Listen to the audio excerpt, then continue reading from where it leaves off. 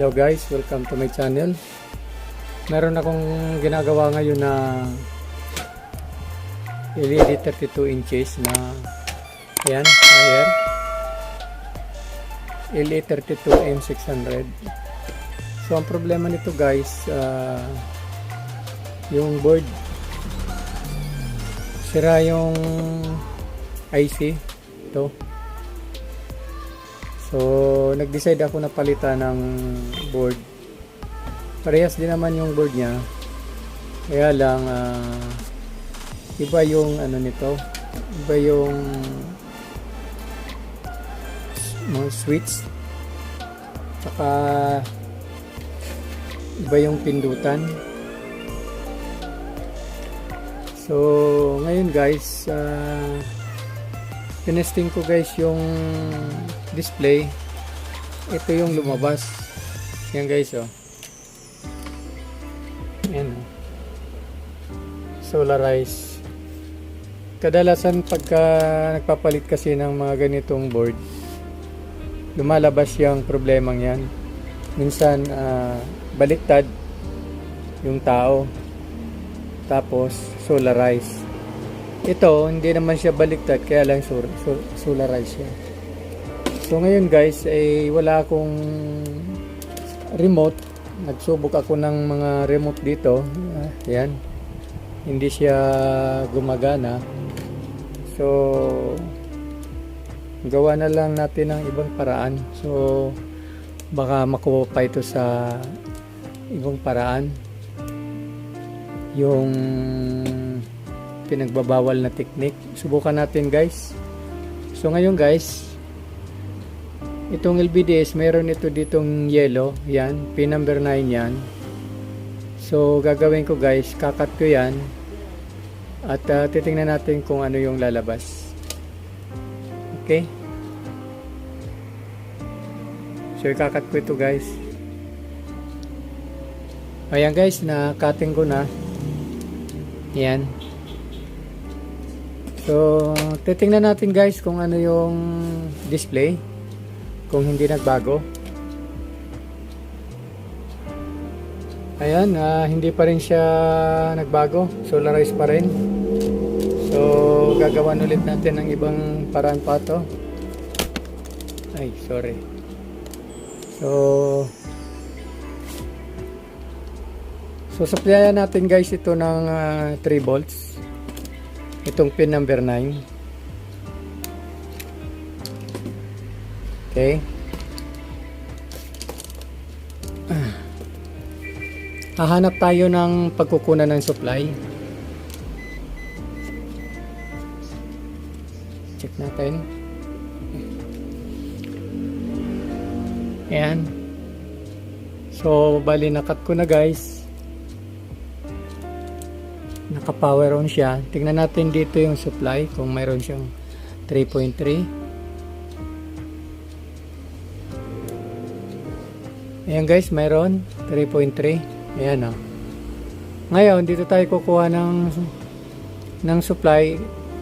Susupply natin dito sa pin number 9. Ayan. Kukonek tayo dito, kakabit natin dito sa pin number 9. Pero lalagyan natin ng 1K. Hanap tayo ng resistor 1.2 or 1K. Tingnan natin, bukan natin. Okay, okay guys, ito mayroon. Yan,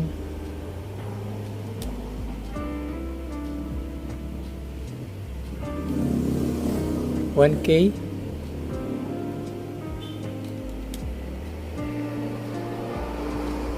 Ayan, 0.97, 1K. So ito guys, ang ikakabit natin dito. Okay. Okay guys, nakabit ko na yung resistor na 1K. Nakakonect siya sa pin number 9 ng LBDS. Then nakakonect sa 3.3. So 1K ito, check natin kung ilan ang voltahe na pumasok sa pin number 9. Okay, pa-plug in ko. Yan. So, power on.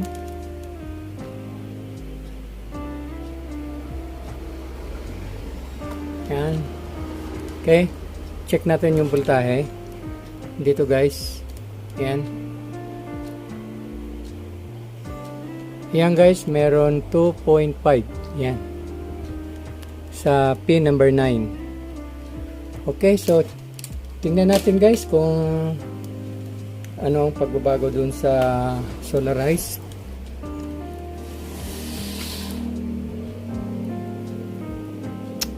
So yan na guys, oh. Nawala na yung solarize, oh. Okay na. Okay, so nakuha sa pinagbabawal na technique. Okay.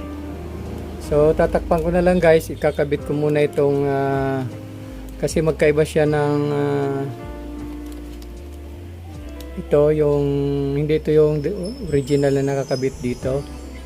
So kakabit ko na lang ng ayos. Okay, so kakabit ko muna guys. Okay guys, ito gawa ko na yung TV na problema nito guys kanina nag-solarize, pero anong nangyari guys, nagpalit ako ng board kasi sira na yung IC. So nung mapalitan ko siya, nag-solarize. So ginawa natin ng paraan, yung naglagay tayo ng 1K resistor sa pin number 9 ng LVDS. So ito na guys, oh, malinaw na siya.